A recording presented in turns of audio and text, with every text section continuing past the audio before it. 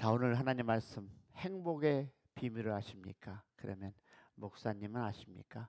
저도 모르기 때문에 공부합니다. 자, 하나님의 안에 거하는 우리, 다시 말해서 우리 행복의 비밀을 아십니까? 한번 짧지만 공부해 보겠습니다. 오늘 본문의 말씀은요, 마태복음 9장 36절부터 38절 말씀을 가지고 한번 은혜 나누시겠습니다. 다 같이 한 목소리로 우리 하나님의 말씀을 받겠습니다. 시작. 무리를 보시고 불쌍히 여기시니 이는 그들이 목자 없는 양들과 같이 고생하며 가진함이라. 이에 제자들에게 이르시되 추수할 것은 많되 일꾼이 적으니 그러므로 추수하는 주인에게 청하여 추수할 일꾼을 보내주소서 하라 하시니라. 아멘. 자, 여러분이 잘 아는 말씀이죠. 이 말씀을 가지고 우리 행복의 비밀을 한번 조금 알아가는 시간 되기를 원합니다. 자, 여러분에게 교재를 나눠줬고요. PPT가 떼어 있는데 PPT를 볼 텐데요. 자, 여러분의 교재는 답이 있습니다. 그러나 우리 한번 이 답을 한번 맞춰 보겠습니다. 자, 첫 번째 볼까요? 우리를 향한 하나님의 뜻은 우리가 무엇일까요? 하나님을 닮는 것입니다. 우리를 향한, 우리가 아바 파더, 아버지라고 부르는 그 하나님, 우리 아버지께서 우리에게 원하는 뜻은요, 우리가 하나님을 닮는 것입니다. 할렐루야. 그러므로 우리의 목표는 뭐가 되겠습니까? 벌써 답이 나왔죠. 하나님을 닮는 것이 되어야 합니다.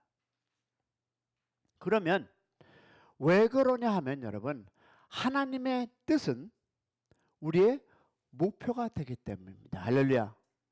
그렇습니다. 그렇다면 우리가 하나님, 즉 우리의 주님을 닮는다는 것은 구체적으로 무슨 의미일까요? 자, 보겠습니다. 자, 우리를 향한 하나님의 뜻은 우리가 하나님을 닮는다. 오케이, 받았습니다. 그러므로 우리의 목표는 무엇이 되어야 한다? 하나님을 닮는 것이 우리의 목표. 왜 그러냐? 그러면 하나님의 뜻은 우리의 목표가 되기 때문입니다. 자, 그렇다면 이것을 우리가 한번 딱 압축해서 한번 얘기를 나눠볼게요. 그럼 내가 지금 전한 이것과, 자, 그러면 하나님 안에서 우리가 거하는 우리가 무엇을 압축하느냐? 여러분, 이것은요, 꼭 기억하셔야 할 것은요, 하나님의 생각과 내 생각이 같으면 닮은 것입니다. 여러분, 그렇습니다. 하나님의 생각과 내 생각이 닮으면 그것이 바로 하나님의 생각이고 하나님의 뜻입니다. 다시 말해서 하나님의 이 도덕적 성품이 나의 인격을 통해서 무엇을 맺을까요? 열매로 나타나기 때문입니다. 하나님의 도덕적 성품이 나의 인격을 통해서 열매로 나타난다. 무엇입니까? 그것은 여러분 간단합니다. 여러분의 삶에서 여러분과 관계하는 그 모든 관계, 그들이 누구를, 나를 통해서 나눈 열매가 그들로 하여금 하나님을 알게 한다. 할렐루야. 여러분, 이 세상 모든 생명은요, 같은 질의 생명을 재생산합니다. 자, 들어보세요. 사람은 누굴 낳습니까? 사람을 낳고, 개는 개를 낳고, 사과나무는 사과를 맺습니다. 맞습니까? 그러면 아무리 세월이 흐르고 아무리 과학이 발달하고 AI 시대에 살아가는 이 시대에 우리가 살아가고 있지만 사람이 개를 낳을 수 없고요. 개가 사람을 낳을 수 있다. 이런 말 들어보셨습니까? 없습니다. 또한 감나무에서 열리는 그 열매는 무엇입니까? 감나무이지 배가 아닙니다. 근데 우리는 그것이 가능하다고 살아가고 있는 시대가 바로 여러분과 내가 살아가고 있는 시대입니다. 자, 이처럼 이 세상 모든 생명의 특징은 같은 무엇에 질의 생명을 재생산한다. 맞으면 아멘. 우리가 이러한 법칙을 한번, 우리가 살아가는 영적 세계를 한번 보면서 한번 적용해 볼까요? 자, 왜냐하면 기독교는요, 행위를 강조하지만 어떤 행위를 반복하는 것이 진정한 기독교의 모습은 아닙니다. 그러면 불갑을, 자, 기독교를 우리가 종교라고 생각해 보겠습니다. 자, 불갑을 종교라는 표현으로 사용한다면 기독교는 여러분 생명의 종교요, 생명의 그 자체입니다. 할렐루야. 자, 어떤 사람이 그러면 구원을 받았다는 것은 하나님의 생명을 소유했다는 말 맞습니까? 맞으면 아멘.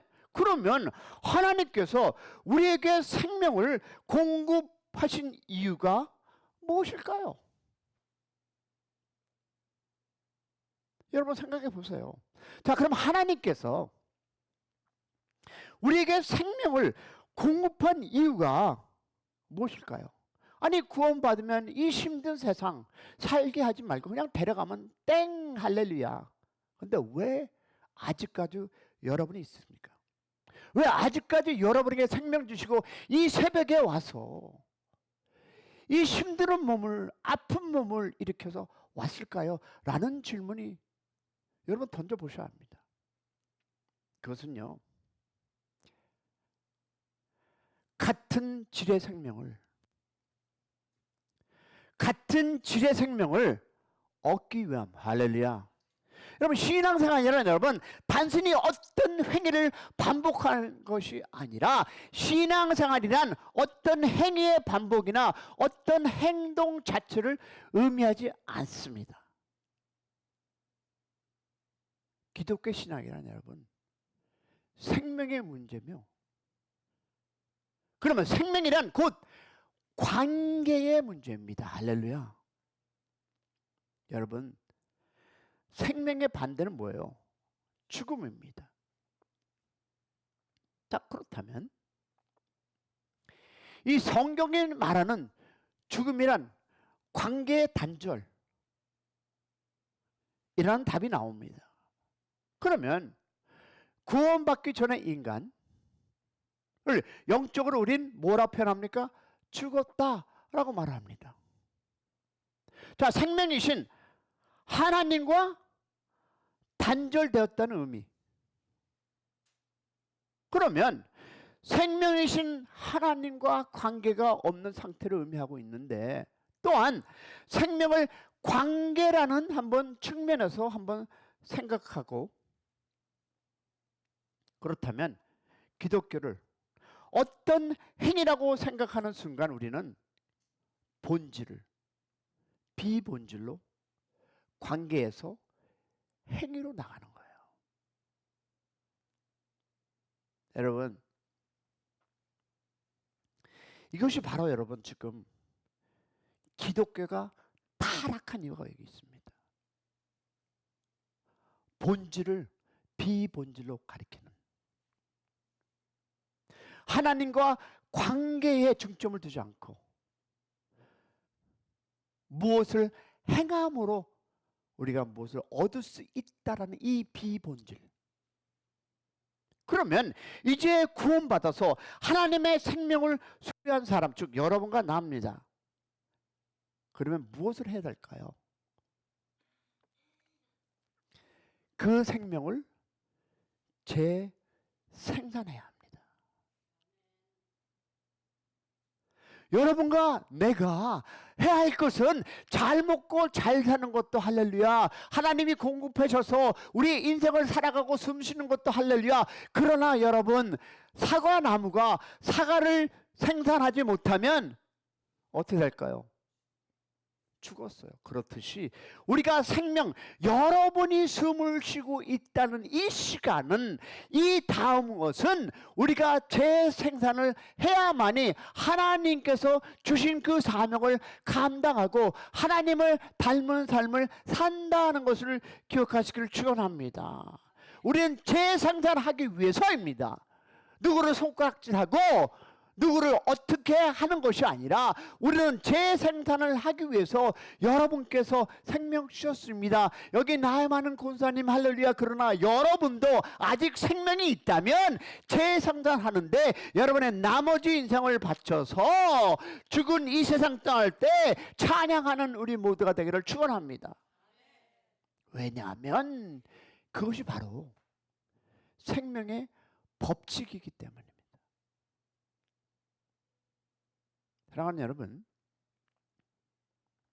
우리가 하나님의 생명을 재생산할 때 성경은 그것을 성령의 열매라고 말합니다. 우리 속에 누가 있습니까? 성령. 모두 지금 입으로 시인했습니다. 그러면 내 속에 있는 하나님의 그 생명이 누굴 통해서? 나를 통해서. 나를 통해서. 믿지 않는 사람들이 하나님의 음성을 듣는 것이 아니고 하나님께서 우리에게 주신 그 성령, 즉 하나님의 무엇이, 성령이 누구의 입술을 통해서, 누구의 행동을 통해서, 누구의 삶을 통해서, 나를 통해서 표현되고 드러날 때에 사람들은 나를 통하여 누구를 만난다? 그게 누구 만난다? 하나님을 볼 것입니다. 할렐루야. 여러분, 우리가 이 하나님을 닮았다고 하고 이야기하고, 그것은요, 곧 여기 한 분 한 분, 그리고 이 설교를 나중에 유튜브로 보는 그 한 분 한 분을 통해서 하나님의 도덕적 성품이 드러나기를 축복합니다. 즉 하나님의 인격이 나를 통해서. 여러분 기억하세요. 내가 아무것도 아닌 것 같지만, 여러분 자신이 아무것도 아닌 것 같지만 하나님은 나에게 사명을 주셨는데, 그것은 여러분, 하나님은 나를 통해서, 여러분이 일하지 않으면 하나님도 일 안 하십니다. 나를 통해서 복음이 전해지길 원하시고, 나를 통해서 주위에 있는 사람들이 하나님을 만나길 원하시고, 나의 그 행동과 드러남을 통해서 하나님을 알게 하는 그 사명을 감당하는 여러분이 된다는 것을 믿으시기를 소망합니다. 목사님, 내 나이가 얼마인데? 여러분, 내 나이가 어때서? 기억하세요. 나를 통해서입니다. 나를 통해서 여러분의 자녀가, 나를 통해서 여러분의 이웃이, 나를 통해서 가족이 변화되는 그 일은 여러분 한 사람 한 사람 나를 통해서 이루어지는 하나님의 역사가 있음을 믿으시기를 축복합니다. 그러면 나를 만나는 사람들은 누굴 통해서? 아멘. 나를 통해서 하나님을 보고 알고 만나게 되고, 그것이 바로 곧 예배요 하나님을 증거하는 아멘 것이다. 그러면 무엇이 되어야 될까요? 생각이 같아야 합니다. 자, 여러분, 부부가 같이 오래 살다 보면 서로 닮았다고 우리 얘기들 합니다. 자, 그러면 닮았다, 뭘 닮았을까요? 땡큐. 이때 닮았다는 말이 외모는 아니잖아요. 물론 어떤 사람들은 외모도 닮을 수 있습니다. 그러나 여기서 말하는 것은 여러분 알지 않습니까? 외모가 아닙니다.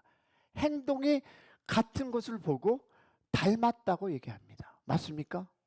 자, 얼굴은 비슷한데 하는 행동이 전혀 틀리면 닮았다고 말을 하지 않습니다. 그러면 행동이 닮아려고 된다면 어떻게 해야 합니까? 그 답은 가르쳐줬습니다. 무엇이? 생각이 같아야 합니다. 왜냐하면 무엇이? 이 생각이라는 뿌리에서 행동이라는 무엇을? 열매가 맺어지기 때문입니다. 결국 무엇입니까? 닮았다 이꼴 같은 행동을 한다 이꼴 생각이 같다는 거예요. 저도 노력하고 있습니다, 여러분.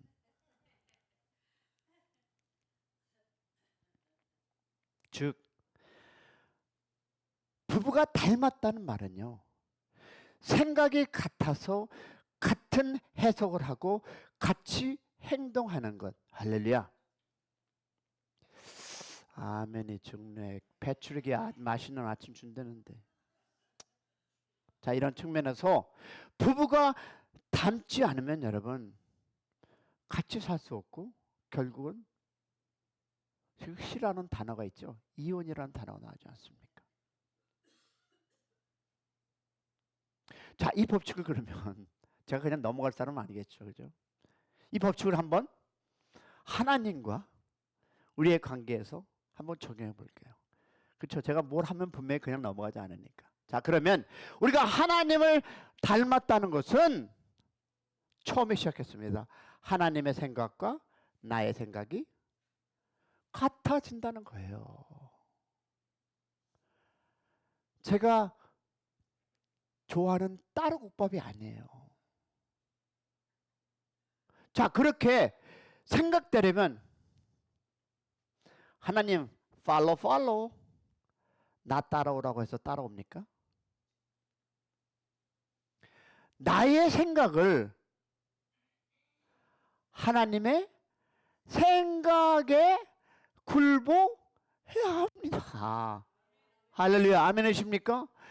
그렇게 되려면 나의 생각을 하나님의 생각에 하나님 할렐루야 순종해야 합니다. 왜냐하면 하나님의 생각은 진리이고 기준이기 때문에 변할 수 없습니다. 자, 하나님의 생각과 내 생각이 닿으면 그것이 바로 내 생각이 틀린 것입니다. 하나님의 생각과 내 생각이 다를 때 내 생각을 포기하는 것을 성경은 자기 부인, 회개, 혹은 순종, 혹은 십자가로 표현합니다. 그러면 어떤 표현을 사용하든 의미가 같습니다. 그러면 짧은 이 시간에 생명, 관계, 열매, 자기 부인, 회개, 순종, 십자가 다 나왔습니다. 만일 어떤 그리스도인, 즉 여러분이 이런 단어의 관계를 지금 내가 한 그 시간 생명과 관계와 열매와 자기 부인과 회개와 순종 이 십자가 단어를 안다면 그것이 바로 진정으로 이해한다면 그 사람이 바로 기독교를 이해하는 사람입니다. 아멘 하시는 안 하시는 분은 아닌가 봐. 다시 한번 할까요? 여러분 성경이 말하는 기독교는요, 어떤 행위이기 전에 생명이요 관계입니다. 할렐루야. 그러면 이것을 이해하려 한다면 그 사람이 바로 이해하는 그 사람이 바로 무엇이다? 복음을 알고 있는 사람입니다. 그러므로 어떤 일보다 더 중요한 것은요, 우리가 누구를 닮아야 합니까? 하나님을 닮는 것입니다. 인격이 일이나 능력보다 중요한 이유가 여기 있어요.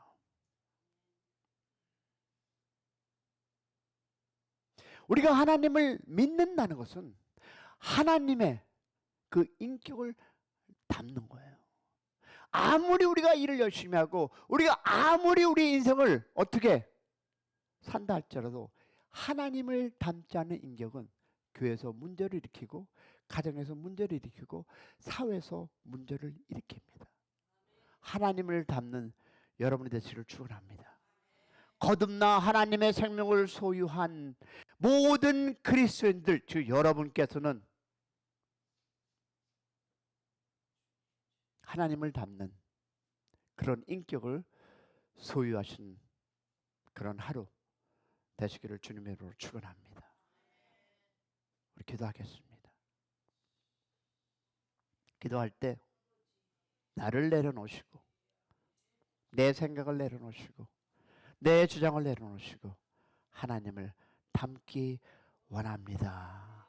내가 이 세상 떠날 때 찬양하고 숨질 때 우리 주님 더욱 사랑하기를 원합니다. 우리 고백하며 주여 한번 크게 부르고 하나님 앞에 주님을 닮기 원합니다. 나아갑니다. 주여